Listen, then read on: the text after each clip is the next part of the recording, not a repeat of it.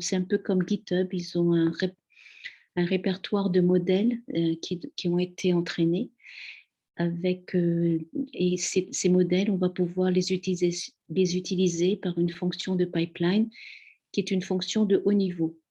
Donc, en fait, qu'est-ce qu'elle va faire, cette fonction de pipeline? Vous allez devoir identifier essentiellement ces trois informations-là. Vous allez devoir identifier quel est le type de tokenizer que vous allez faire, quel est le modèle que vous allez utiliser et les traitements que vous allez faire après, une fois que les traitements de prédiction que vous allez faire une fois l'appel à ce modèle. Donc, on travaille sur des modèles qui ont déjà été entraînés. Et donc, à ce niveau-là, quand on est au niveau de la fonction de pipeline, on va faire ce qu'on appelle de l'inférence. C'est-à-dire que je vais rentrer une phrase, par exemple, et je devais demander à la fonction de pipeline de type sentiment analysis, par exemple, analyse de sentiment, est-ce que cette phrase est positive ou négative? Alors, voilà donc les pipelines pourront faire énormément de tâches associées au NLP. Donc, les tâches qui sont le plus souvent faites, c'est l'analyse de sentiments, sentiment analysis. C'est la manière de générer le prochain mot ou des prochains mots par le biais d'un masque. Ça peut être la question-réponse, ça peut être de la traduction, etc. Alors, comment un pipeline fonctionne? Donc, je rappelle, c'est une API de haut niveau. Et dans cette API, en fait, on va vous encapsuler les traitements que cette API va faire. Donc, cette API, qu'est-ce qu'elle va faire? Elle va faire appel à une tokenisation de vos textes, de votre texte brut. Donc, on va en faire des tokens et ces tokens, on va les numéricaliser.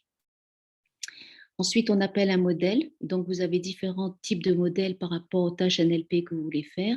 Vous avez par exemple un modèle de type génération de texte qui va vous permettre de, par exemple, effectuer de la synthèse de texte, etc.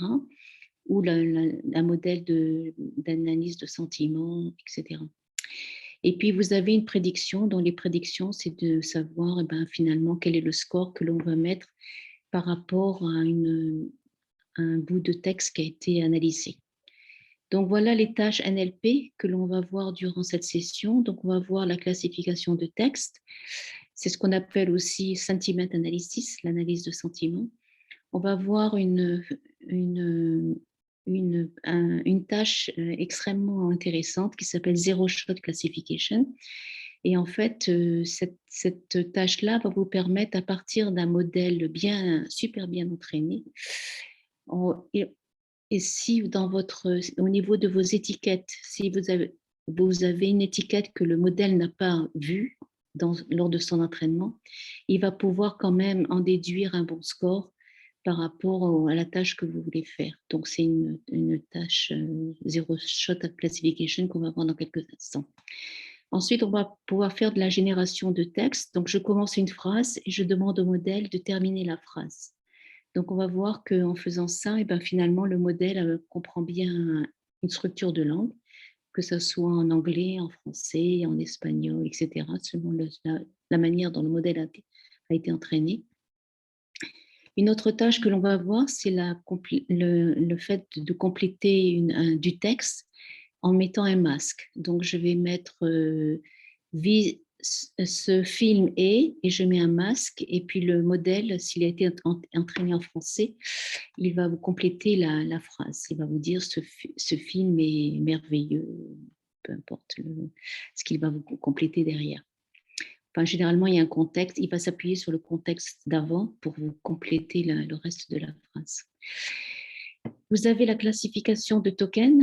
Donc là, c'est pour une autre type de tâche. Je rentre une phrase, par exemple, je dis Sylvain Guger est un ingénieur qui travaille à Brooklyn, New York.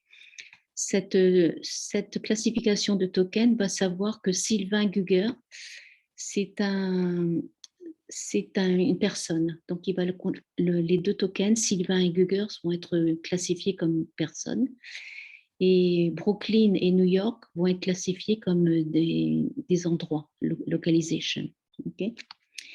Après, vous avez le question answering. Donc, vous allez poser une question, vous allez donner un contexte et le système sera capable de vous donner une réponse par rapport au contexte et par rapport à votre question. Ensuite, vous avez la synthèse de texte et puis vous avez la traduction. Donc derrière l'API de haut niveau, vous avez ces 3 pavés qui vont être faits de façon très optimale.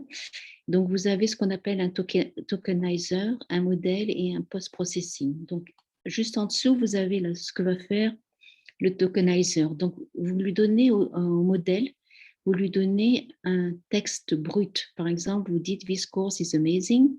C'est votre texte brut. Et ce que va faire le tokenizer, c'est qu'il va prendre votre texte et en faire ce qu'on appelle des input ID, des tokens. Donc, tout votre texte va être numéricalisé. Car en effet, quand on travaille avec un réseau neuronal, on travaille avec des chiffres, en fait. Donc, voilà. Donc, votre phrase est maintenant chiffrée. Ensuite, le modèle va traiter votre phrase et vous sortir ce qu'on appelle une prédiction. Et la prédiction, ce qu'on appelle aussi inférence, elle va vous donner un score brut, lui aussi, qui s'appelle logit et qui va être, par exemple, de ces valeurs-là, de -4 à 4. Et donc, ce que l'on va faire, c'est que pour vous donner une meilleure lisibilité sur ce logit, qui est une valeur brute, on va la retravailler par une fonction qui s'appelle softmax et qui va vous donner une prédiction entre 0 et 1. Okay, donc, par exemple, vous voyez la valeur négative, là, -4, ça vous donne 0,11. Et la valeur positive ici, 4, vous donne 99,89. Donc, quand on fait, et on appelle ça une prédiction, parfois dans les références NLP, on parle aussi de score. Okay, donc, voilà le traitement qui est fait derrière une simple ligne d'instruction pour dire je vais faire un pipeline sur le sentiment analysis. Alors, comment ça marche tout ceci?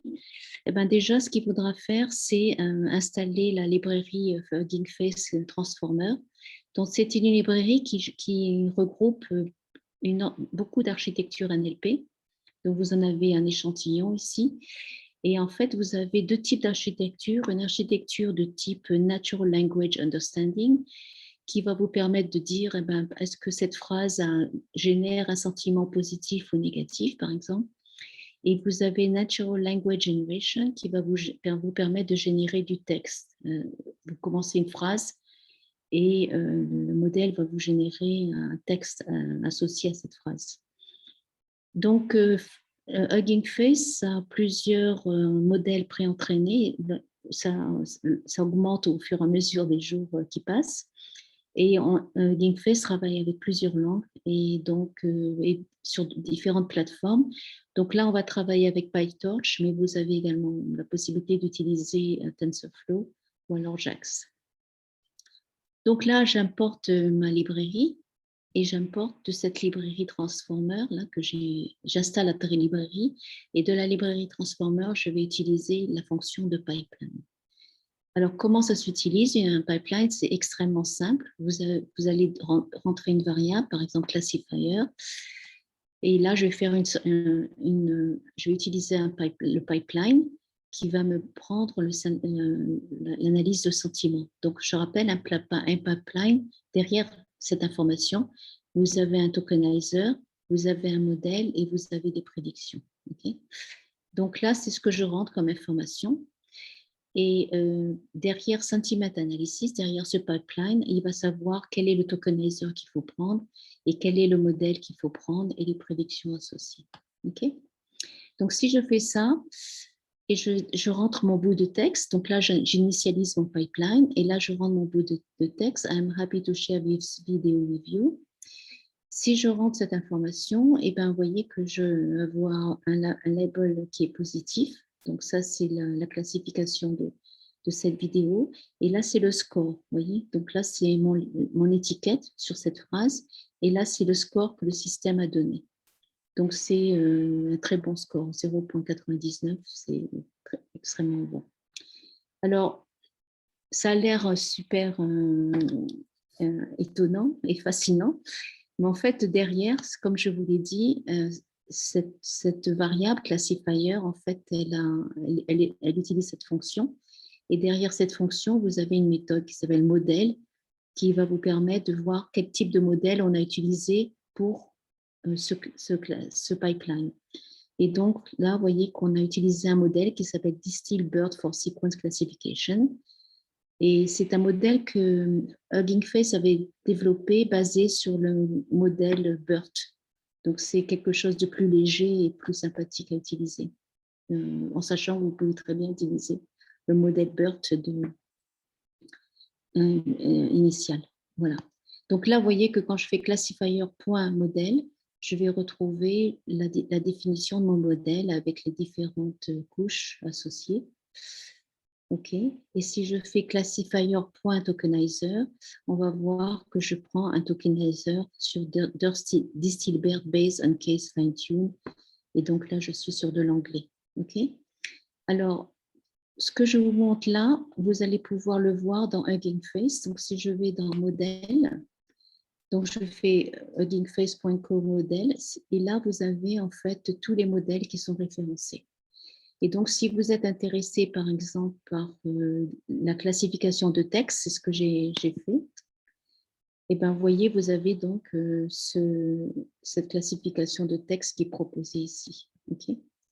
Et vous en avez toute une flopée. Alors, vous allez pouvoir dire, je me suis intéressée par le français, par exemple, et là, vous aurez une classification, un modèle basé qui a été entraîné sur du français. OK. Donc là, vous voyez ici, vous avez ce genre d'informations. Et donc ici, quand je rentre dans vous avez la possibilité, le code pour l'utiliser dans Transformer. Et donc, en fait, dans Transformer, vous avez ces 3 lignes de code qui sont utilisées. Et ces lignes de code, là, sont utilisées, si je reviens sur le modèle, pardon, excusez-moi, je vais revenir sur le modèle Text Classification, et je vais prendre celui-là. Et si je reviens sur Use in Transformer, vous avez ces informations-là qui sont utilisées. Et donc, ces informations-là, vous voyez le tokenizer, Distill-Bird, Uncase, Fine-Tune, etc. Ces informations-là, elles sont déjà stockées, encapsulées dans le pipeline. Vous n'avez pas besoin de le faire. C'est l'avantage du pipeline, c'est qu'on vous donne un packaging de haut niveau à partir duquel vous allez pouvoir faire une inférence sur les modèles que vous allez utiliser pour vos tâches NLP. Voilà. Alors, je reviens sur mon... Donc, voilà ce qu'on a fait, le tokenizer. Et je peux donner un autre exemple, cette fois-ci négatif. Je vais dire, je reprends mon classifier qui fait référence au sentiment analysis. Vous vous rappelez, c'est mon pipeline sentiment analysis. Et donc là, si je regarde cette phrase, I am sad but you haven't subscribed to my channel yet, et bien donc j'ai une étiquette négative et j'ai un score aussi très bon parce qu'il a bien détecté que c'était sur du négatif qu'on travaillait. Voilà. Alors, ce qui est intéressant, c'est que vous allez, là jusqu'à présent, j'ai utilisé qu'une seule phrase, mais vous avez tout à fait la possibilité d'utiliser plusieurs phrases et vous allez les mettre dans une liste. Vous voyez, donc là, j'ai une liste et donc là, je mets ma première phrase, je mets ma deuxième phrase et ma troisième phrase et je demande au classifier d'analyser ces phrases en termes de sentiments et de scoring et de prédiction. Et donc, vous voyez, la première est positive. La deuxième est négative, un petit peu, parce que j'assiste lourdement, do subscribe to my channel. Et la troisième est aussi négative et beaucoup plus négative encore, puisque click on the bell, je suis vraiment désespérée pour que vous vous abonniez à ma chaîne. Donc voilà, ce sont des exemples avec plusieurs phrases que vous allez pouvoir classer avec en analyse de sentiments. Donc voilà un exemple de fonction de pipeline. Maintenant, on a un deuxième exemple, c'est le Zero Shot Classification. Donc le Zero Shot Classification, c'est plus du texte, un pipeline de texte, de classification de texte générique, Mais l'avantage derrière ce pipeline-là, vous avez un modèle qui a été largement entraîné et il a été si bien entraîné qu'il va pouvoir vous donner, vous allez pouvoir lui donner des étiquettes pour classer quelque chose et même si ces étiquettes n'ont pas été vues lors de l'entraînement, il sera quand même capable de vous restituer un score derrière ces étiquettes. Alors, je m'explique. Donc, vous avez toute une information là-dessus. Je ne vais pas m'y étendre longtemps. C'est pour ça que je vous laisse le notebook pour que vous reveniez à loisir. Donc là, ben, c'est pareil. Donc là, je vais prendre un autre pipeline. Cette fois-ci, je vais prendre un zero shot classification. Et comme vous le savez, derrière ce pipeline, j'ai un tokenizer et j'ai un modèle. Okay. Donc là, ce que je vais faire, c'est que je reprends ma variable classifier qui prend la fonction de pipeline, c'est zero shot classification. Et puis, je vais mettre cette information, donc avec deux phrases. This movie has a lot of clichés, but it is okay to watch. Et donc là, je vais lui donner avec ce pipeline-là des étiquettes qui peuvent être utilisées pour classer cette information. Alors, il se peut que ces étiquettes-là n'ont pas été vues durant l'entraînement. Cependant, le modèle a été si bien entraîné qu'il a suffisamment d'embeddings pour évaluer vos étiquettes. Donc, il va pouvoir dire, bon, eh ben, finalement, ça peut représenter du positif, ça peut représenter du neutre ou du négatif. Alors, j'ai 3 étiquettes et donc, pour la première phrase, This movie has a lot of clichés, il va me donner un score sur ces 3 étiquettes. Donc, il va me donner un très bon score pour le positif, OK, mais il va me donner un score neutre pour 0,04 pour neutral et il va me donner un score un peu plus négatif pour ces phrases-là. Okay. Donc, cette première phrase, vous avez, il vous a donné un score négatif. OK. This movie has a lot of clichés, c'est un score négatif qu'il vous a donné en premier. Ensuite, il vous a donné un score neutre et ensuite un score positif. Et donc, si on utilise le softmax et que je suis intéressée par une seule valeur, cette phrase-là, This movie has a lot of clichés, ça sera une phrase négative. OK. Et si je regarde cette deuxième phrase, But it is okay to watch, là aussi j'ai un scoring. Et là, But it is okay, ça devient un petit peu positif. Mais j'ai un peu de positivité ici. C'est pas énorme, hein, la positivité c'est de 0,49, 0,50.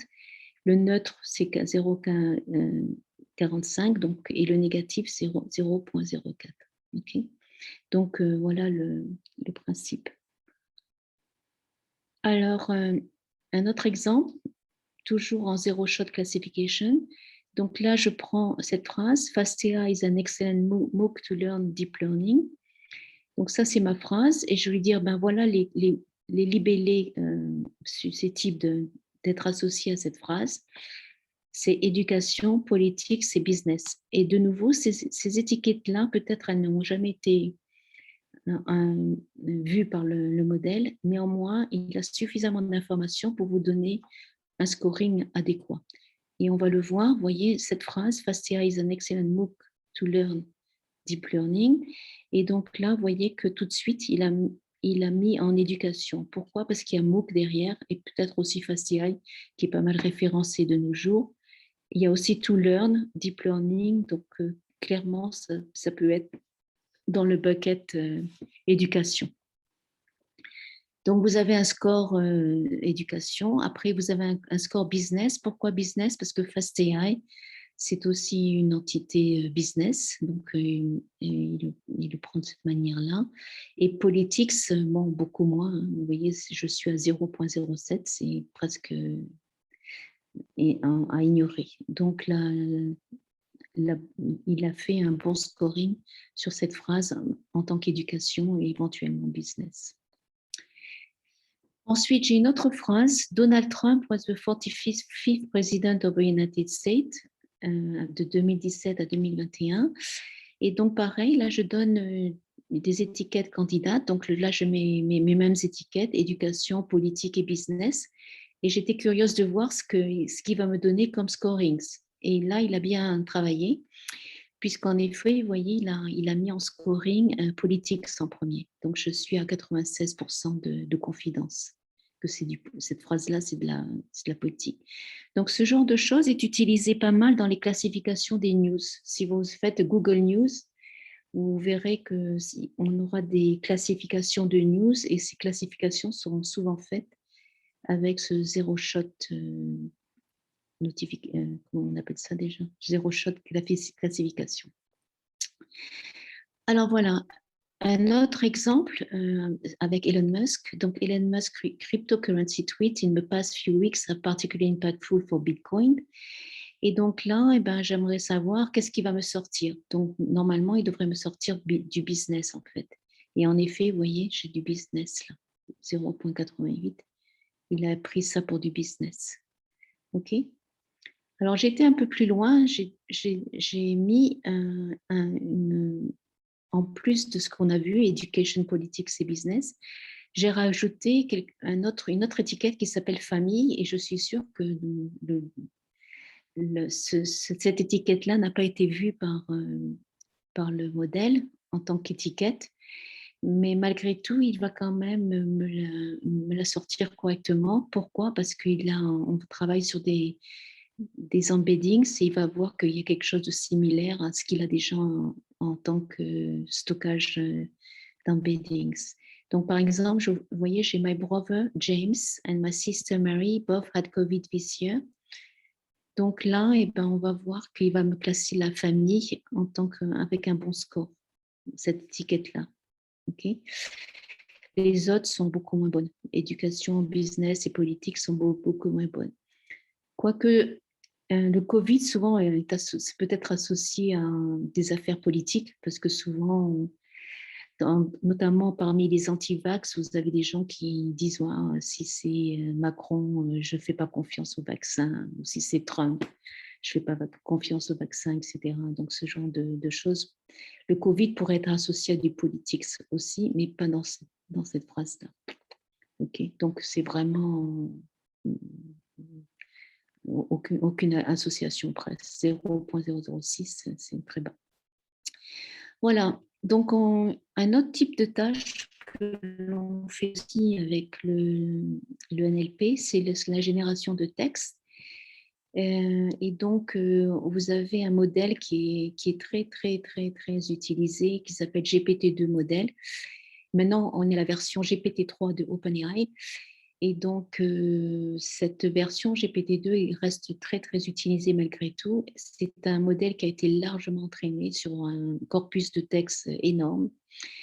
Et donc, c'est ce modèle que l'on va utiliser dans le pipeline que je vais vous présenter. Donc là, j'ai un nouveau pipeline qui s'appelle Text Generation. Je le stocke sous Predicted Text. Donc là, le système de ma librairie Hugging Face va me télécharger les modèles et les tokenisations associées à ce pipeline. Et maintenant, je vais entrer une phrase. Je vais dire, dans ce cours, in this course, we will teach you how to, et je laisse le modèle terminer la phrase. Et donc, le modèle va me générer du texte qui est le suivant. Dans ce cours, we will teach you how to build custom GUI tools by simply executing the following. Python import, etc., etc. Donc, c'est quand même assez bien vu. Et donc, moi, je me suis arrêtée là. We will teach you how. Et lui, il a continué dans cette veine par rapport au contexte de début de phrase. Alors, Toujours pareil, si vous voulez savoir derrière un pipeline quel est le modèle associé, vous prenez votre variable et puis dot modèle pour voir la méthode utilisée. Et donc là, j'ai donc le GPT-2 modèle qui a été utilisé. Okay, donc, je vous laisse. Je ne vais pas le détailler, le modèle. J'avais déjà fait il y a quelques sessions auparavant, donc je ne vais pas revenir. Et pareil pour le tokenizer. Donc, rappelez-vous, derrière un pipeline, vous avez un tokenizer et un modèle. Donc, voici le tokenizer. Et donc, le tokenizer, c'est un tokenizer de type GPT-2. Donc, souvent, enfin même 99% du temps, le modèle est associé au même tokenizer. Je ne peux pas prendre un modèle, par exemple GPT-2, et l'associer à un tokenizer du type T5, par exemple. Ça, c'est pas possible. Okay, ça sera toujours quelque chose de. En fait, le modèle doit s'appuyer sur la tokenisation qui a été faite en utilisant ce modèle. Voilà, donc là, on télécharge tout ce qui est nécessaire, donc modèle et tokenizer. Et puis là, je vais commencer une phrase. Et cette fois-ci, jusqu'à présent, je rentrais qu'une seule phrase. Et là, je vais rajouter quelques arguments à cette phrase. Donc, je vais dire, in this course, we will teach you how to. Donc, c'était ma première phrase. Et je vais lui rajouter quelques autres arguments. Je vais dire la longueur totale du texte qui va être généré, c'est de 20 caractères et 20 tokens. Et puis, le nombre de séquences de retour, ça va être 2. OK? Et donc, ça vous donne ceci. In this course, we will teach you how to build a scalable database on the basis of your training. C'est ma séquence numéro 1. Et ma séquence numéro 2, c'est in this course, we will teach you how to get together from a wide variety of backgrounds. Voilà. Donc, on a ce genre de choses que l'on peut rajouter lorsque vous allez faire de la génération de texte. OK? Donc, ce qu'on rajoute ici, ça s'appelle des arguments. Alors maintenant, je peux encore enrichir ces arguments et donc je reprends ma variable predicted test et je dis dans ce cours, in this course, we will teach you how to. Et donc là, j'augmente ma séquence, la longueur de ma séquence. Au lieu de 20, je vais mettre 100. Je vais mettre une instruction qui s'appelle numbins. Je vais revenir dessus. Une autre instruction qui s'appelle no repeat ngram de 2 et je vais mettre early stopping égale true. OK. Et donc, ça va vous donner, donc je vais revenir sur ces arguments, mais ça va vous donner le résultat suivant. In this course, we will teach you how to use the internet to communicate with each other. OK. Donc, on a augmenté la taille de la phrase. Alors, on va revenir sur ces paramètres qui sont très, très importants et qu'il faut apprendre à maîtriser pour avoir un résultat généré un peu plus intéressant. Donc, au niveau lorsque le système va générer votre phrase, il va avoir 2 approches, une approche de type greedy ou une approche de type bin search. De nos jours, on fait plutôt ce genre d'approche. Bin search, c'est une recherche par faisceau. Et en fait, ce qu'il va faire, c'est qu'il va constituer une recherche sur les prédictions que l'on a faites sur vos mots. Et il va essayer de vous donner la meilleure prédiction par rapport à une recherche de votre résultat. OK? Et donc, de cette façon, vous aurez une probabilité plus haute d'avoir un meilleur jeu de résultats que si vous faites un greedy search. Un greedy search, c'est plutôt une recherche brute. Il va vous prendre la probabilité la plus élevée, alors que l'autre, il va être un peu plus sioux par rapport à l'analyse des probabilités que votre recherche, que votre tâche a générées. Alors, faites attention à cette instruction numbins. Donc là, j'ai mis 5, c'est-à-dire je vais prendre jusqu'à 5 probabilités à peu près d'évaluation. Et là, c'est important, si vous prenez 5, il faudra que le nombre de séquences de retour que vous allez demander ne soit pas plus de 5. Donc, si c'est numbins égale 5, votre num return sequence doit être égal à 5 également, ok? Ou inférieur à 5, mais ça ne peut pas être 6, vous aurez une erreur. Après, vous avez une autre instruction qui s'appelle Early Stopping égale True. Et ça va dire, eh ben, en fait, ça va générer, ça va, dès qu'il a trouvé une bonne hypothèse de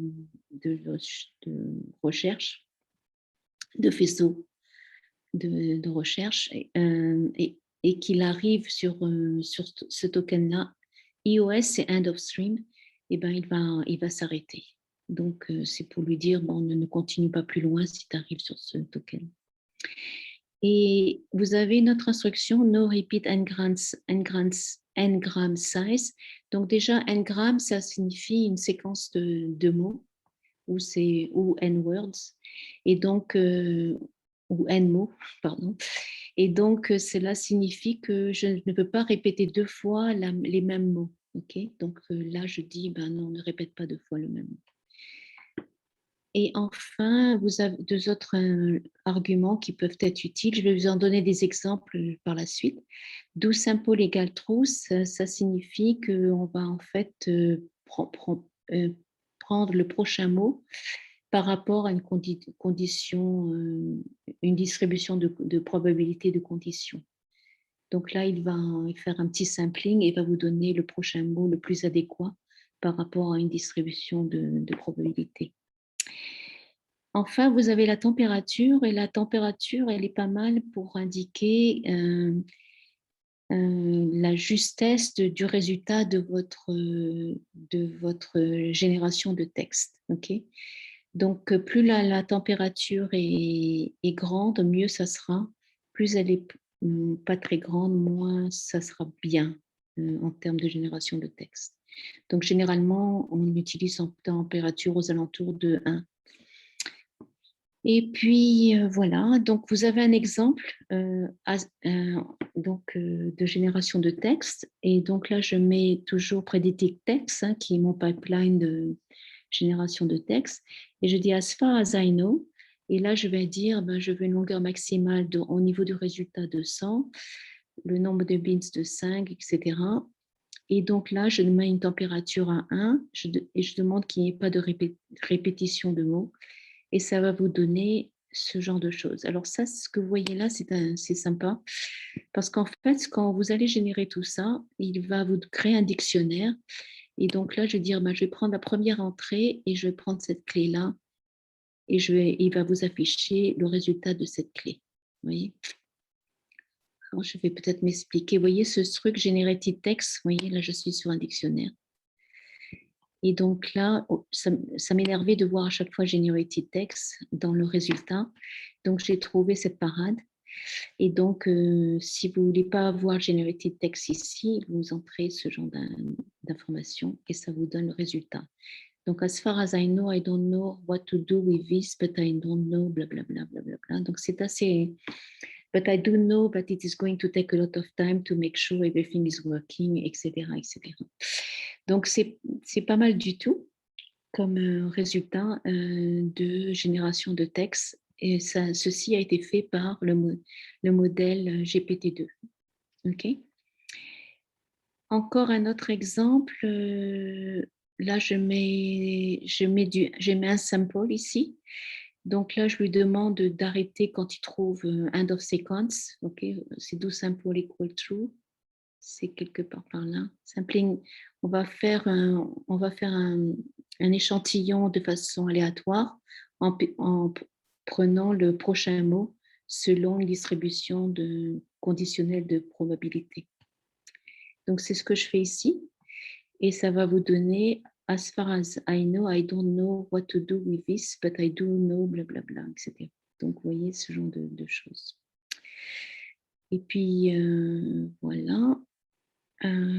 Alors, vous voyez ce chiffre-là, hein, la fin des tokens, ça c'est la taille du vocabulaire de GPT-2. Donc, je suis sur 50 256 tokens. OK. Et à partir de ces 50 256 tokens, il va vous générer une phrase appropriée par rapport au début de votre phrase. OK. Donc, voilà, c'est ce que j'ai mis ici aussi. Alors, jusqu'à présent, on a travaillé sur de l'anglais, mais on peut très bien aussi utiliser un pipeline pour travailler sur du français. Donc là, ce qu'il faudra faire, c'est prendre les tokenizers et le modèle. Donc là, on est sur un GPT-2 modèle. Et donc, ce que je vais faire ici, c'est que lorsque je vais utiliser ma variable predicted test qui appelle le pipeline text generation, vous pouvez lui rajouter d'autres arguments. Et donc, vous allez dire, cette fois-ci, je vais prendre le modèle GPT-2 LM Head Model, Language Model. OK. Et je vais utiliser ce modèle qui a été pré-entraîné sur des textes en français. Donc, c'est un modèle qui est disponible sur Hugging Face. Je peux vous montrer ça. Je reviens sur modèle. Et puis, je demandais Text Generation. Et puis, je peux demander en français. Voilà. Et puis, vous avez, donc, c'est celui-là que j'ai pris. OK. Et toujours pareil, si vous allez vous avez les informations qu'il faut lui donner. OK. Donc, en fait, c'est un modèle GPT-2, mais qui a été entraîné sur du texte en français. Et là, vous avez des informations sur comment il a été entraîné, etc. C'est ce qu'on appelle le modèle CARD. OK. Donc, on vous donne. Alors, c'est un modèle avec le drapeau de la Belgique, mais c'est un modèle qui est bien français. OK. Donc, vous avez des infos qui ont été prises sur la communauté européenne, etc., Wikipédia, etc. Alors, on revient sur le... Donc là, c'est mon modèle, OK, avec le tokenizer. OK, donc le tokenizer, le voici. Et puis donc, je le télécharge. Et puis là, cette fois-ci, je vais mettre du texte en français. Je mets durant ce cours, on vous apprendra à. Et donc, la longueur maximale est de 20. Et je vais retourner une séquence. Et donc, je ne veux pas le generative text. Donc, je dis, tu retournes le texte qui est derrière cette clé. Et durant ce cours, on vous apprendra à utiliser les outils de base de la programmation orientée objet. Donc, c'est pas mal fait. Je vous donne une autre manière de faire aussi. Je crée une variable du style sentence et je mets la vie et puis je vais dire, je vais prendre le predicted test, je vais prendre, au lieu de mettre une phrase, je vais mettre ma variable ici, la longueur générée de mon texte, et puis je ne veux pas de répétition, et puis voilà, et ça va vous donner l'avis d'un roman de l'écrivain français Jean-Paul Dubois, paru en France en 2003. Alors, l'écrivain Jean-Paul Dubois existe. Il a écrit un livre qui s'appelle La vie, mais c'est pas La vie est un roman, c'est La vie, je sais plus quoi. Mais bon, c'est pas mal, c'est pas mal fait quand même. Alors, quoi d'autre encore oui, donc là, j'ai essayé. Qu'est-ce que j'ai fait là, Max Length bon, là, c'est le même texte. Donc, attendez, ah non. Alors là, vous voyez ce que j'ai fait. Donc là, c'est ce qu'il a généré. Et maintenant, j'aimerais stocker ce qu'il a généré, là, ce que vous voyez là. J'aimerais le stocker dans une phrase, dans une variable, pardon, qui s'appelle sentence 1. Et donc, ça me donne ceci. Et quand j'appelle sentence 1, ça vous donne l'avis d'un roman de l'écrivain français Jean-Paul, paru en France en 2003. Maintenant, ce qui est sympa, bon, c'est plutôt, là, il n'y a rien de particulier, c'est que je peux stocker ce genre de choses dans un fichier. Donc là, j'ouvre un fichier qui s'appelle result.txt en append. Et puis, je vais écrire ma phrase. Et si je vais sur mon gestionnaire, vous voyez, j'ai result ici. Et là, j'ai l'avis d'un roman de l'écrivain. Voilà. Donc, vous pourriez faire une loupe pour faire pas mal de choses derrière, etc. Voilà. Donc, on a vu. Alors, à un moment donné, cette information que vous voyez là, ça m'énervait beaucoup. Le generative text, là, ça m'énervait pas mal. Alors, j'avais essayé des éditeurs tels que Unix, un éditeur qui s'appelle SED, qui est très, très puissant. Et en fait, j'ai trouvé une autre solution, mais je vais vous montrer là, ce que je l'ai mis j'ai commenté. Donc, c'est un éditeur qui s'appelle SED, OK, SED, OK. Et cet éditeur va vous permettre de modifier pas mal de choses dans un texte. Il est très, très puissant. Je le laisse ici pour, au cas où ça vous intéresse de l'exploiter. Mais ça vous permet de rapidement modifier des fichiers de façon rapide et en haut volume. Voilà, donc maintenant ce que l'on va faire, c'est qu'il y a une autre type de tâche NLP que l'on appelle la finition d'un texte avec, par le biais d'un masque, en renseignant un masque. Alors, j'ai un pipeline qui s'appelle FillMask et je le mets dans cette variable, unmasker. Et donc, je l'instancie dans cette variable. Et puis, en fait, maintenant, ce que je vais faire, c'est que je vais créer une phrase. Donc, je prends mon pipeline, unmasker, et je mets this is a mask. Et donc, lui, il va essayer de résoudre cette partie-là. Et donc, comment il la résout? Vous avez un exemple ici, il va vous dire this is a, il me propose le token typo, avec un score de 0,22. Donc, c'est le score le plus élevé qu'il a. Et il va vous proposer jusqu'à 5 possibilités. C'est un peu comme le bin search, il va vous dire, ben voilà, les 5 probabilités. Donc, vous avez le typo qui est en premier. Ensuite, vous avez le joke, this is a joke, qui est en deuxième. Vous avez this is a mistake, qui est en troisième. Et vous avez this is a scam, qui est en quatrième position, etc. OK? Donc, voilà. Et le stub, qui est en cinquième position. Donc, un masque, quand vous entrez un masque dans votre phrase, et si vous avez pris le bon pipeline, FillMask, il va essayer de résoudre votre masque, okay, par sa génération de texte. Alors, on avait donc typo, joke, mistake, scan et stub. Okay. Donc maintenant, ce qui est aussi sympa à faire, c'est que vous pouvez demander avec votre pipeline de vous donner les scores les plus hauts, donc les top K, les scores les plus hauts. Et donc là, j'en ai deux. J'ai le This is a typo qui était le premier, là, avec 0,22, et le joke qui était 0,05. C'était les plus hauts de cette sélection que vous aviez ici. OK. Et donc, j'en peux aussi faire demander les scores les plus hauts. Donc là, j'en ai une autre phrase. This course will teach you all about. Et puis, je mets un masque et puis modèle. Donc là, il faut qu'il trouve quelque chose d'approprié pour modèle et par rapport à ce qui est avant. Donc, ici, j'ai un score de 0,19 ou de 0,20. Et en fait, voilà ce qu'il va générer comme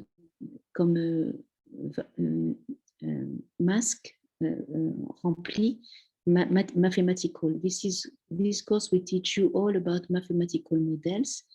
Et vous en avez un autre qui est à 0,04. And this course will teach you all about computational model. Donc là, vous avez computational qui a été remplacé par l'identifiant masque ici. OK. Donc, top k égale 2, ça signifie qu'on veut avoir les valeurs les plus probables par rapport au mot manquant. OK. Donc, dans notre jeu de résultats, on a mathematical and computational. OK. Et là, j'ai aussi quelque chose de différent. Donc là, je dis Paris is the mask of France. Et pareil, je demande les deux probabilités les plus hautes. Et donc là, Paris is the capital of France avec 0,67. Et j'ai Paris is the birthplace of France. Donc là, j'ai deux valeurs qui ont été remplacées. C'est pour le masque, c'est capital et puis birthplace. OK. Alors, ensuite, on a une autre tâche NLP qui peut être qui est moins utilisé, enfin, c'est utilisé, mais pas autant pas autant que je sache. C'est la Name Entity Recognition. Et donc, en fait, c'est une tâche NLP qui va vous permettre de classer des entités dans un texte. Par entité, on va vouloir dire est-ce que c'est une personne, est-ce que c'est une organisation ou est-ce que c'est un endroit, location. Okay. Alors, vous avez d'autres tokens classification. Vous avez un token classification qui s'appelle POS, Part of Speech Tagging, et ça va vous permettre de classifier grammaticalement votre phrase. Du style, est-ce que c'est un nom, est-ce que c'est un verbe ou est-ce que c'est un adjectif. OK. Et enfin, vous en avez un autre qui s'appelle Chunk, de chunking, et qui va grammaticalement classifier vos tokens en groupes, donc en chunks, qui vont être ensemble. OK. Donc, je n'ai pas utilisé ces deux, ça serait intéressant de les utiliser. Ça peut être intéressant sur des dictées en niveau éducation, je pense que ça c'est pas mal, tout ce qui est grammaire, mais je n'ai pas utilisé, je n'ai pas testé celle-là. J'ai testé celui-ci, mais pas ces deux. Donc, voici un exemple. Donc, je vais utiliser un pipeline qui s'appelle NER par rapport à la tâche que je veux faire. OK. Et donc, je l'appelle NER aussi, ma variable. Et donc, je vais lui dire, eh ben, tu vas regrouper les entités, je dis à vrai, parce qu'en fait, il va savoir, en donnant cette instruction, il va savoir que si je dis Sylvain Guger est un ingénieur, Sylvain et Guger, il va voir que ce sont des personnes, il va les regrouper en tant que personnes. Okay. Donc, c'est ce que cela signifie, group entities equal true.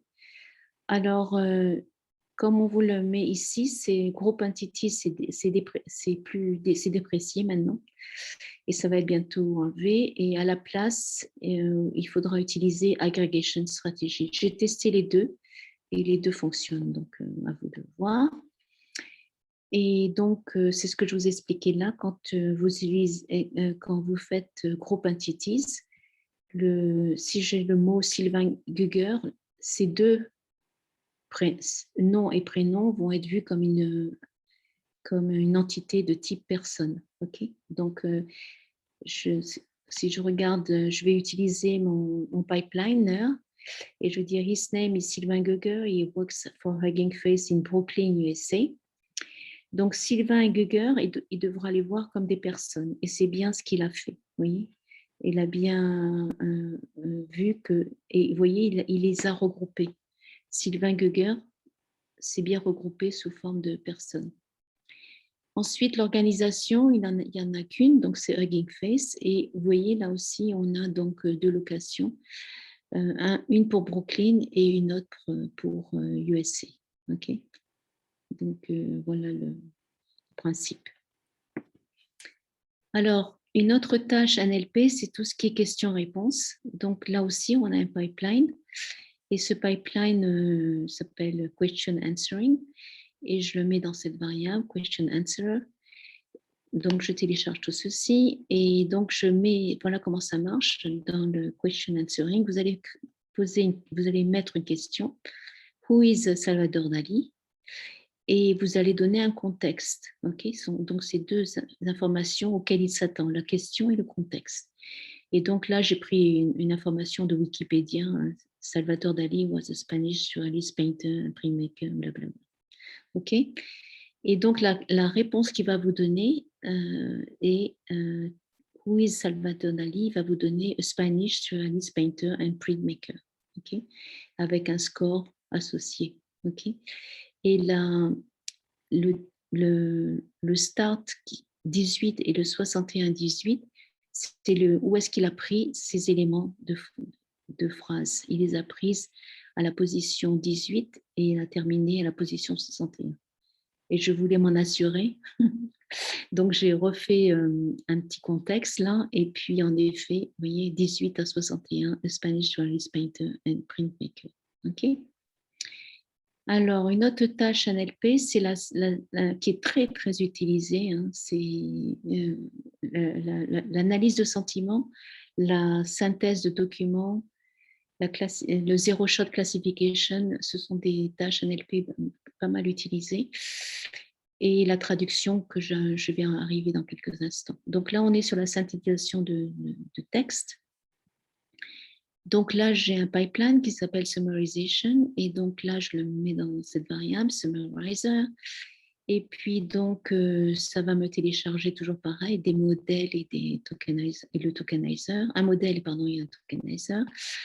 Et donc là, eh ben, je rentre mon texte. Donc c'est mon texte à plusieurs lignes. Donc j'ai ces 3 guillemets là.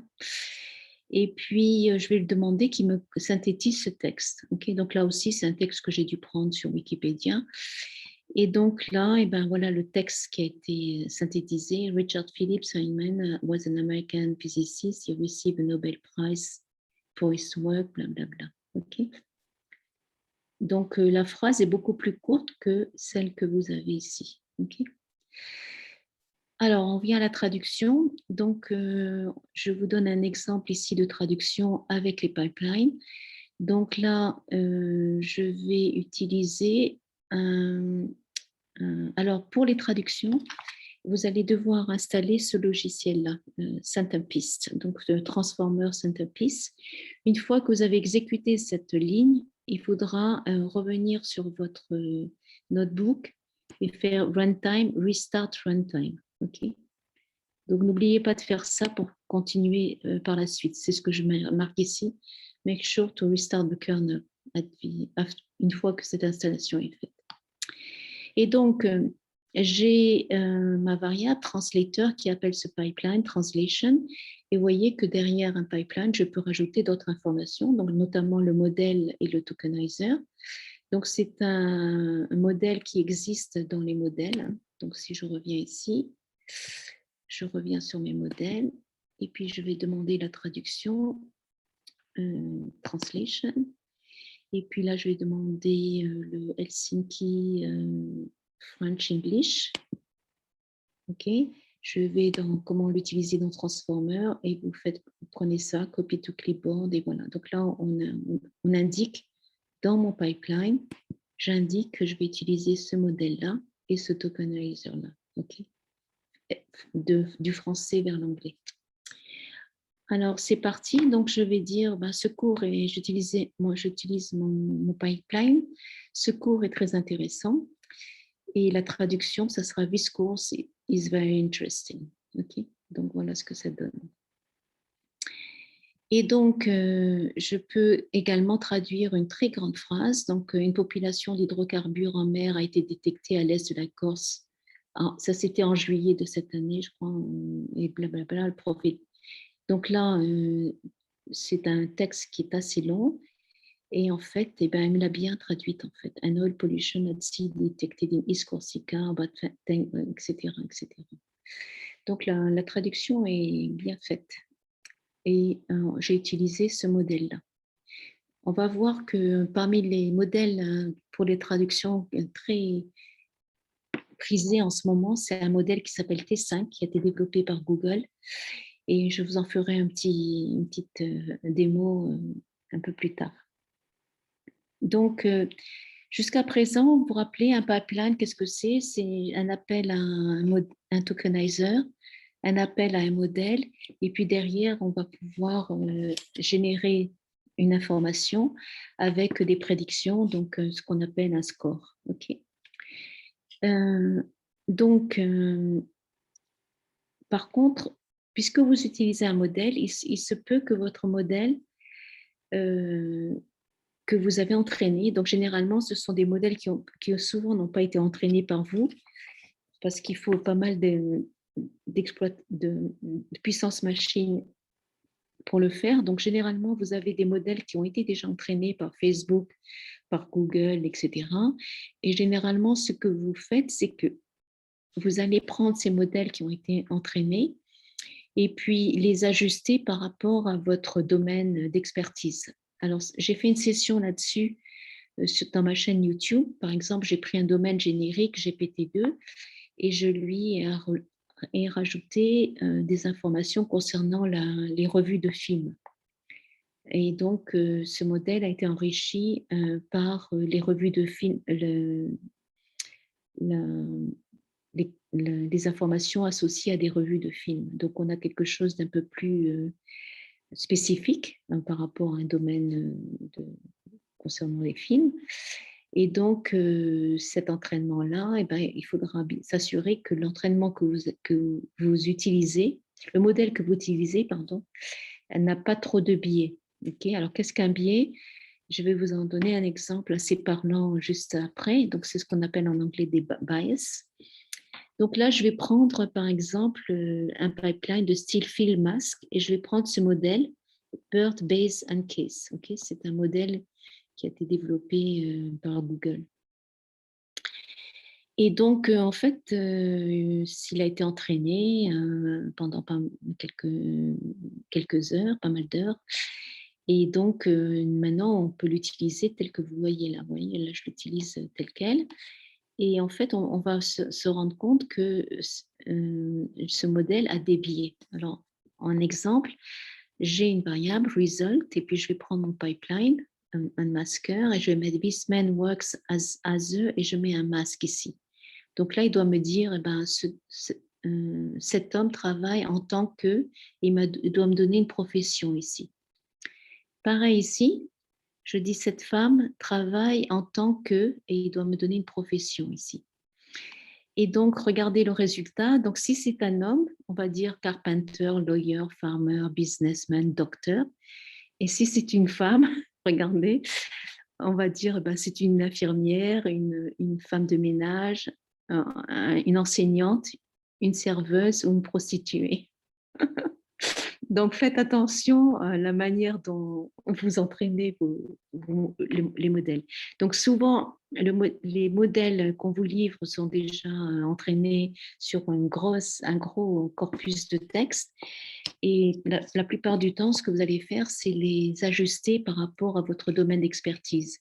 Donc, si vous travaillez dans un cabinet, un notaire, vous allez peut-être lui donner des informations concernant les actes notariales, etc., pour qu'il ait un vocabulaire un peu plus adéquat à votre métier. Mais n'hésitez pas à les tester, ces modèles, avant de les déployer pour vous assurer que les biais ne sont pas, qu'il n'y ait pas trop de biais dans les résultats. Voilà, donc jusqu'à présent, je vous ai exécuté toutes ces informations dans un notebook Jupyter Notebook, enfin Colab Notebook. Je travaille sur Colab ici, Colab Notebook. Et en fait, ces pipelines c'est cette API que je vous ai présentée, hein, qui est une API de haut niveau que l'on appelle un pipeline. Et ben en fait, vous allez pouvoir les utiliser dans des feuilles, dans des tableurs Google. Alors, je n'ai pas essayé le code avec Excel, j'ai essayé avec Google et je vais vous montrer un exemple. Donc, quand vous travaillez avec un tableur Google, c'est similaire à Microsoft Excel, vous allez pouvoir entrer des scripts et utiliser ces scripts dans une cellule. Donc là, j'ai un script que j'ai utilisé, qui est une fonction qui s'appelle FieldMask. Et donc là, en fait, je vais récupérer, donc j'indique le modèle que je vais utiliser, Bird, Base and Case. Et donc là, je fais appel au pipeline et je vais prendre le pipeline FieldMask. Et donc, ce qu'il va vous retourner, donc on est en inférence là, c'est-à-dire qu'il va vous donner un résultat. Ce qu'il va vous retourner, c'est ce qu'on appelle en anglais un payload. Et le payload, il est sous forme JSON, qui est un format de script Java. Et donc, il va vous retourner ce format JSON. Et donc, vous allez devoir en fait l'appliquer sur votre cellule. Okay. Alors, je vous ai donné un exemple de ce fameux script. Donc, là, je suis sur une feuille Google Sheet et derrière, vous voyez, là, j'ai ma phrase, j'ai mis it is et puis j'ai mis un masque ici, yet. Et donc, ici, j'ai un script fil masque qui va exploiter cette information. OK? Alors, vous voyez, j'ai mis it is et puis ils me disent it is over yet. OK? Donc, c'est le masque over. Le masque ici, c'est le mot over. This course will teach you all about mask model. This course will teach you all about role. Donc là, ici, j'ai le role model. OK, masque, c'est role. Là, my favorite animal is, et c'est marqué deer. OK. This movie has a lot of clichés, but it is fun to watch. Paris is the capital of France. The goal of life is to survive. OK. Donc, si vous voyez ce fil masque là, c'est un script que vous renseignez dans Tools, Script Editor.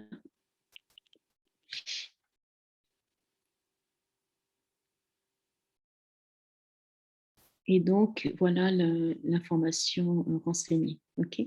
Donc, quand vous faites de l'inférence, vous n'avez pas besoin d'être en GPU.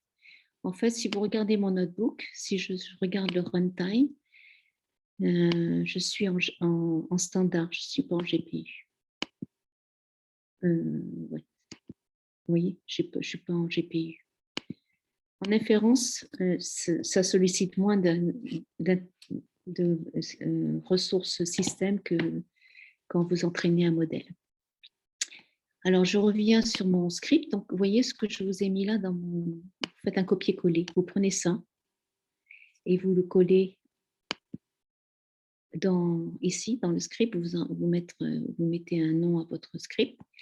Et puis, vous revenez ici. Alors, on va faire un petit test. Qu'est-ce que je peux mettre This Zoom session is, et puis je vais mettre un masque et puis un point. OK? Alors, ce que je vais faire, c'est que je me mets ici et puis je vais élargir cette information. Et vous voyez, this Zoom session is free. OK? Donc, il a renseigné le masque en appelant le pipeline de Hugging Face pour tout ce qui est fil masque. Okay. Donc, vous voyez que vous pouvez en fait utiliser les pipelines de cette façon-là, par des Google Sheets. Alors, j'en ai un autre que je vais vous montrer, un tableur Google. Et cette fois-ci, j'ai fait un zero shot classification. Donc, là, j'appelle la fonction analyze. Je vais prendre un modèle, BART Large MNLE. Et puis, donc là, je vais faire appel à mon modèle. Et donc là, faites attention, pour l'autre notebook, apparemment, vous n'avez pas besoin d'authentification. Pour ce notebook, vous avez besoin d'une authentification. OK? Alors, pour avoir bon, je vais vous montrer comment obtenir une authentification pour votre API. Donc, en fait, là, vous allez indiquer ici votre authentification ici, la clé de votre authentification. Et puis voilà, et puis vous avez donc un payload, un résultat, et le résultat, il va aller le chercher et vous donner une réponse JSON. OK?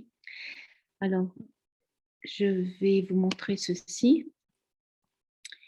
Donc, vous voyez, là, je suis sur du zero shot classification. Et si vous vous rappelez, quand je fais du zero shot classification, vous entrez du texte et vous donnez des étiquettes. OK? Donc là, je vais dire I am fed up. OK? Et puis là, je vais dire, eh ben, je vais prendre ça et je vais le poser sur le prochain. Alors, j'ai remarqué qu'il me fait une erreur. Ce que je vais faire, c'est comme ceci. Je vais faire égal, analyze. Et puis, je vais dire, entre parenthèses, je vais prendre ça. Ah, pardon.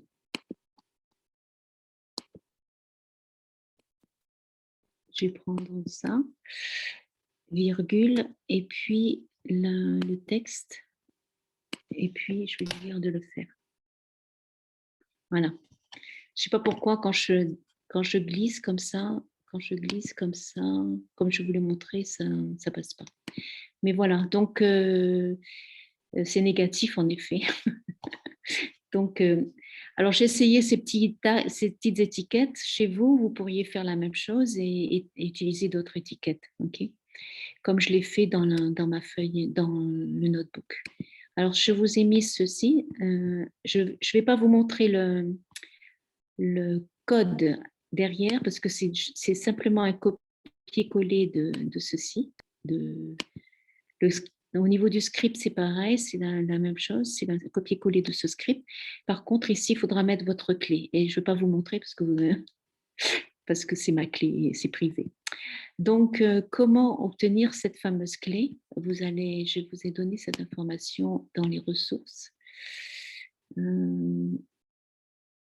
Ici. Donc, si vous cliquez ici, on va vous demander de vous loguer. Je ne sais plus, je me suis trompée. Et puis, vous allez... Attendez.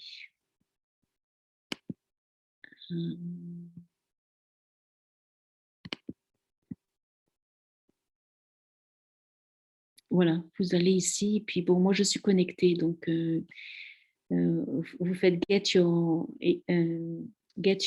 API token. OK. Donc là, il faut vous enregistrer et ensuite, vous aurez ce token-là qui va être généré. Donc, moi, je ne suis pas une organisation, donc j'ai cette API-là. OK. Et c'est ce qui est marqué dans le... Là, vous voyez. Voilà, donc, alors, voilà pour les ressources. Alors, je vous ai donné des ressources très intéressantes que je vous laisse regarder. J'ai parlé de GPT-2. Cet été, il y a eu toute une grosse discussion au niveau de la programmation automatique. Et en fait, vous avez donc un nouveau modèle qui est sorti, qui s'appelle GPT-3 par OpenAI. Et ce modèle-là, en fait, il a été utilisé pour générer un modèle sur GitHub. Donc, tout le code GitHub a été passé en revue. Et ce qui fait que, en fait, quand vous allez utiliser ce morceau de code, s'appelle Copilot. Ok, donc je vais vous l'appeler ici. Et donc, vous allez par exemple écrire un morceau de code, par exemple, faites-moi définition, définissez Hello World, par exemple, et il va vous écrire la fonction pour faire Hello World. Là, c'est un exemple stupide, là, ce que je donne. Je pense que je vous donne un exemple plus intéressant ici. Et donc, ça, c'est à investiguer. Donc, il faut que vous vous renseignez, il faut que vous vous enregistrez pour obtenir ce morceau de logiciel qui est basé sur du GPT-3. La liste d'attente est très longue. Jusqu'à présent, je ne suis pas autorisée encore. Okay, donc, mais si vous faites YouTube et Copilot, vous aurez des tas de personnes qui ont réussi à obtenir un accès et à vous faire quelques démos de cette aide à la programmation, en fait. Hein. Ça ne remplace pas un programmeur, mais c'est quand même bien foutu pour comprendre une ligne de texte que vous allez lui donner et lui va vous faire le code associé à partir de votre ligne de texte, okay, de votre information. Alors, je vous ai donné 2 bonus. Jusqu'à présent, on a utilisé des modèles, notamment pour la traduction, basée sur la traduction et la génération de texte basée sur GPT-2. Le dernier modèle en vogue là-dessus, sur ces tâches NLP, c'est le modèle T5. Ok. Donc, c'est ce que je vous présente ici. Donc, je dis, ben voilà, je vais appeler ce T5 Tokenizer. Donc, toujours pareil, si vous voulez voir, je reviens, je vais venir sur modèle. Je vais revenir ici. Je vais venir sur modèle. Et donc, qu'est-ce que je veux dire? Traduction, par exemple. Et vous voyez tout de suite, vous l'avez, le T5, c'est celui qui est le plus utilisé en ce moment. Donc, moi, j'ai utilisé le T5 Small parce que je voulais tout faire sur la CPU. Et donc, ça me va bien pour faire un essai. Et donc, T5, vous avez donc des informations sur ce que c'est. C'est un modèle qui a été développé par Google et qui a travaillé sur un énorme corpus de textes. Okay. Ce corpus de texte s'appelle C4. Et pourquoi C4? Parce que c'est Colossal Clean Crawl Corpus. Okay. Donc, c'est un corpus énorme et à partir de ce corpus, on a fait un modèle et ce modèle va vous permettre de faire de la traduction, il va pouvoir faire de la synthétisation, il va pouvoir vous faire de l'analyse de sentiments, etc. Donc, il est assez puissant. Et voilà. Donc, on va l'utiliser dans mon notebook. Et de cette manière, je vais vous montrer un petit peu un peu plus comment les choses se font sous le capot. Parce que jusqu'à présent, on a utilisé une API de haut niveau qui s'appelle le pipeline, qui, je rappelle, derrière va appeler un tokenizer et un modèle. Et là, je vais en fait, à la mimine, faire ce que le pipeline ferait normalement. Ok. Donc là, je dis, j'appelle mon tokenizer et le modèle. Donc, c'est un modèle qui s'appelle For Condition Generation. Donc là, si je reviens ici, vous voyez, je vais ici, Use in Transformer, et vous avez ces informations-là qui sont données. Donc là, on utilise le language model. Et là, ce que je vais faire, c'est comme je vais utiliser ici, ce que je fais, conditional generation. Ici, ce que je vais faire, c'est que je vais générer deux séquences. Okay. Donc, j'ai une séquence qui est en français et je vais lui demander une séquence qui est en anglais dans mon exemple, je crois. Et puis, je vais lui demander qu'il la génère en français. OK. Donc là, c'est celle-ci. Ne prenez pas la génération de texte. OK, je rappelle. Je vous reviens ici. Ne prenez pas ça. Automodèle, oui, ne prenez pas ça. Si vous voulez faire de séquence à séquence, il faudra faire celui-ci, for conditional generation. OK. Donc, c'est ce que je fais là. Donc, je voyais, je base sur un modèle petit. Là, je vais prendre mon tokenizer et donc je vais lui dire, eh ben, tu traduis. Donc ça, c'est important, cette phrase-là, il faut lui donner. C'est parce que j'avais essayé d'autres choses et ça ne marche pas. Donc, je lui dis, tu traduis de l'anglais au français. Studies have shown that owning a dog is good for you. OK. Et donc, je viens sur du PyTorch ici. Ça, je stocke cette information dans Input ID et je retourne Input ID. OK. Donc, quand je fais, une fois que, donc là, ça signifie quoi? Ça signifie que cette phrase-là, cette phrase-là a été tokenisée et numéricalisée. Okay. Donc maintenant, ce que je vais faire, c'est que je vais lui dire, maintenant, tu vas me générer du texte de traduction à partir de cet input. Okay. Donc, si je demande Generated IDs, il m'a donné ces tokens-là. Et je vais demander en fait au système de me décoder ces tokens. Donc, ça, c'est mes tokens de traduction et je demande qu'il les décode. Et je devrais récupérer une phrase en français. Okay.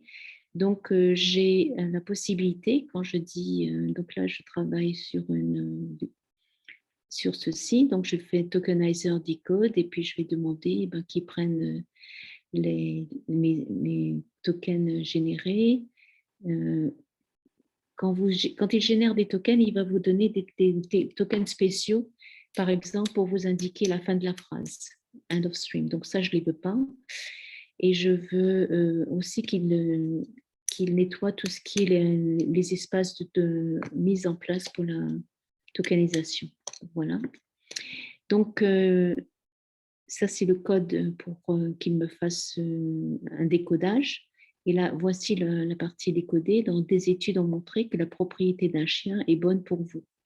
Alors, la traduction n'est pas optimale. Cela dit, vous voyez, ça m'énervait aussi. Là, donc là, j'ai demandé à ce qu'il le fasse en plus clair, sans la partie bracket, là, la liste. Et donc, voilà, par cette instruction, vous dépouillez un peu quelques informations. Des études ont montré que la propriété d'un chien est bonne pour vous. Alors, je ne suis pas très satisfaite par cette traduction, elle n'est pas terrible. Et en fait, j'ai pris ce texte, là, en anglais, et j'ai été dans Google Translate, et la traduction Google Translate est beaucoup mieux, malgré que T5, c'est un modèle Google. Hein. Et en effet, ça m'a donné ceci. Des études ont montré que posséder un chien est bon pour vous. C'est mieux que ce qu'on a mis ici. Alors, pourquoi c'est moins bon? Eh bien, parce que je suis sur un modèle T5, small. Okay, donc, vous pouvez essayer en mettant large. Alors, je vais vous montrer ceci. Je ne l'ai pas ici, je n'ai pas eu le temps. Mais si je reviens sur mes modèles et je fais translation, vous pouvez essayer T5 base et T5 large, mais vous voyez, ça va certainement vous donner de meilleurs résultats. Alors, je reviens ici. Quoi d'autre encore? Donc là, on a vu T5 pour la traduction. Maintenant, je vais vous montrer la capacité de synthétisation de ce modèle-là, T5, synthétisation de texte. Donc là, j'ai un texte qui est tout à fait approprié parce que c'est arrivé cette semaine. Charles Robert, qui est le batteur des Rolling Stones, qui est mort. Donc ça, c'est une information Wikipédia. Et ben, je demande que ce morceau de texte soit synthétisé. Okay. Donc, ce que je vais faire, c'est que je vais tokeniser ce texte d'abord et de me donner donc des chiffres. Donc, rappelez-vous, quand vous faites une tokenisation, on crée des tokens, c'est ces numéros là que vous voyez. Et puis ensuite, j'ai 101 tokens pour cette phrase. Okay. Et maintenant, ce que je vais faire, c'est que je vais générer à partir de cet input-là, je vais lui demander qu'il me génère une synthèse de cet input. Donc, vous voyez que le résultat en token est beaucoup plus petit. On en a 20. Et donc, ici, ben, je vais utiliser ma boucle. Donc, je vais dire, je vais décoder tout ce qui est dans ces tokens générés. Et ça vous donne, et là aussi, je n'étais pas très satisfaite par le résultat. Vous voyez, was an English musician, mais c'était qui, on ne sait pas. Je ne sais pas qui was an English musician. Donc, je n'étais pas satisfaite par la traduction. Et donc, je me suis rappelé qu'on pouvait appeler des arguments en plus au niveau de cette méthode de génération, donc modèle generate.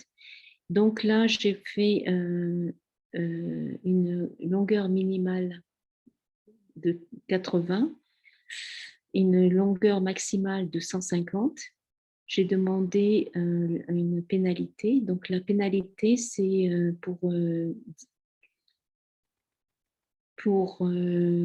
comment dirais-je, pour pénaliser le modèle plus ou moins au niveau de la production d'une synthèse par rapport à un seuil. Donc les seuils, c'est ce que j'ai marqué là, le min length et le max length.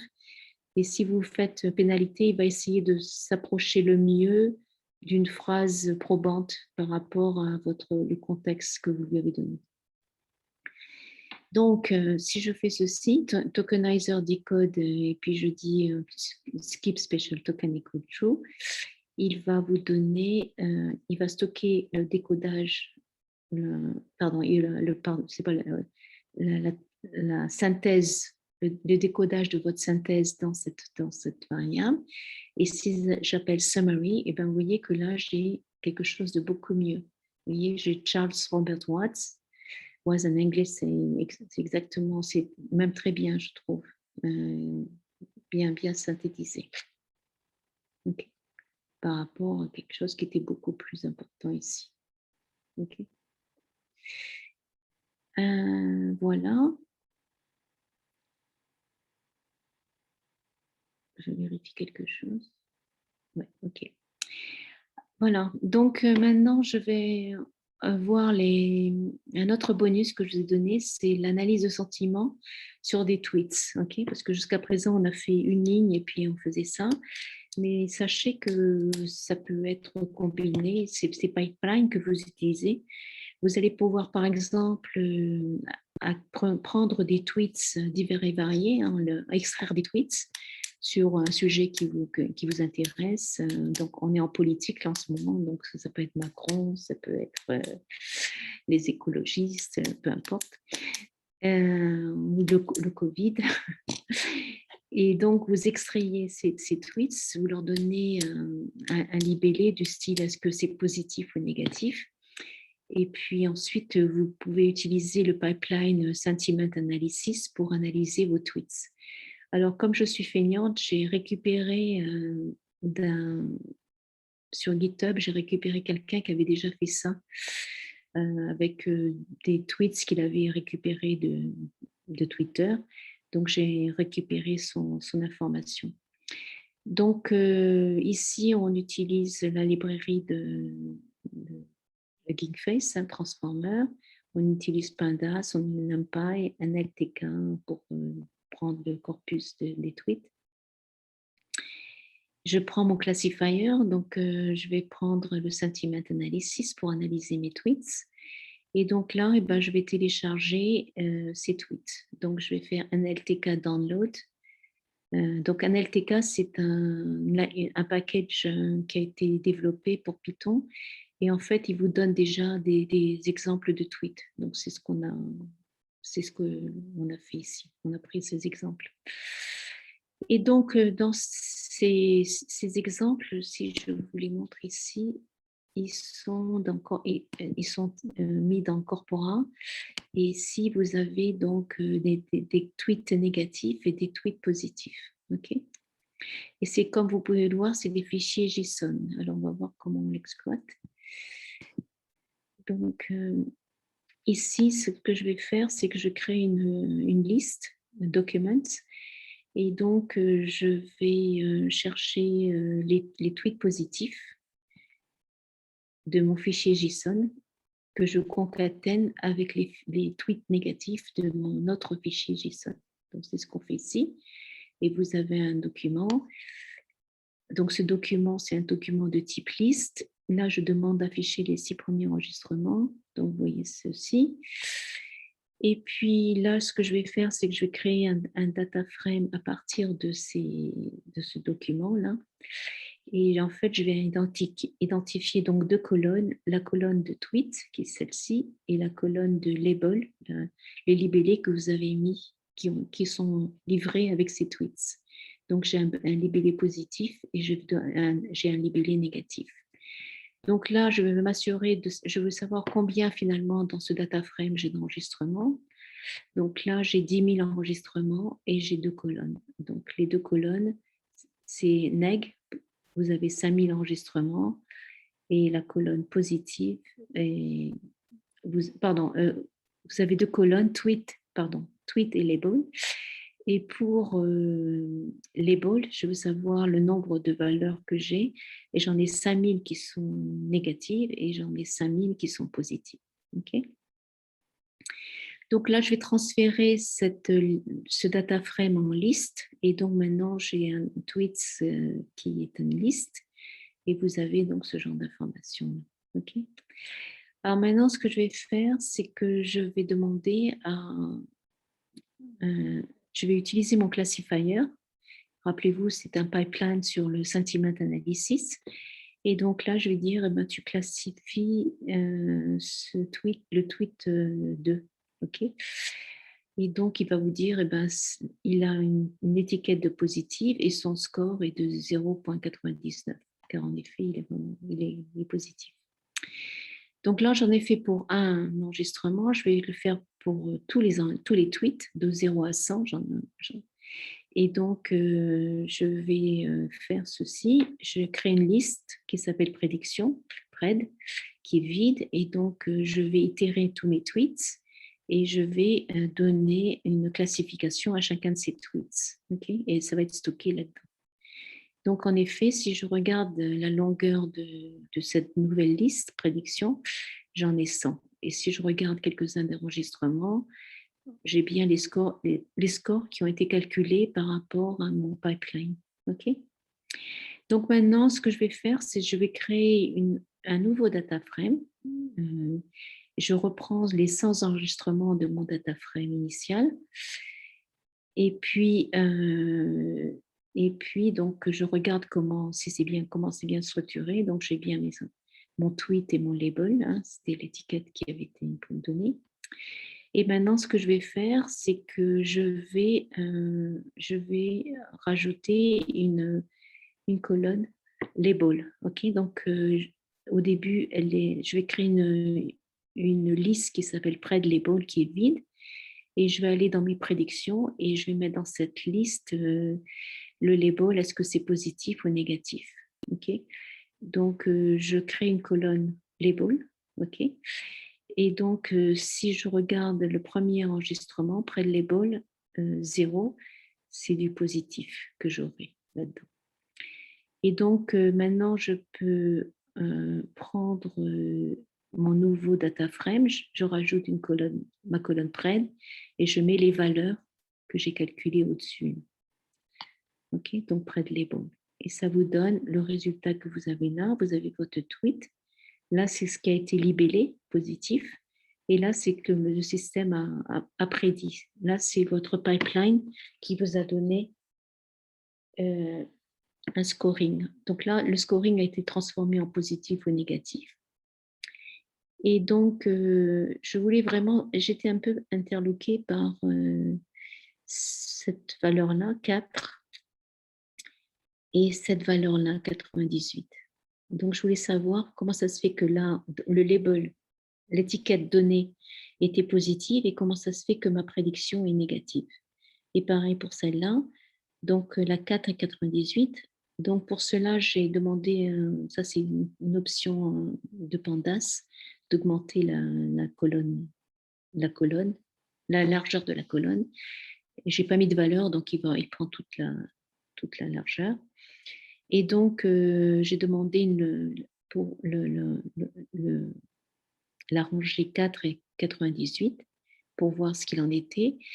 Et donc, voilà la rangée 4. Yeah, yippee, my account verify request has succeeded. Got a blue tick mark on my Facebook profile in 15 days. Donc là, pour le pipeline de sentiment analysis, 15 days, ça a l'air d'être un peu long.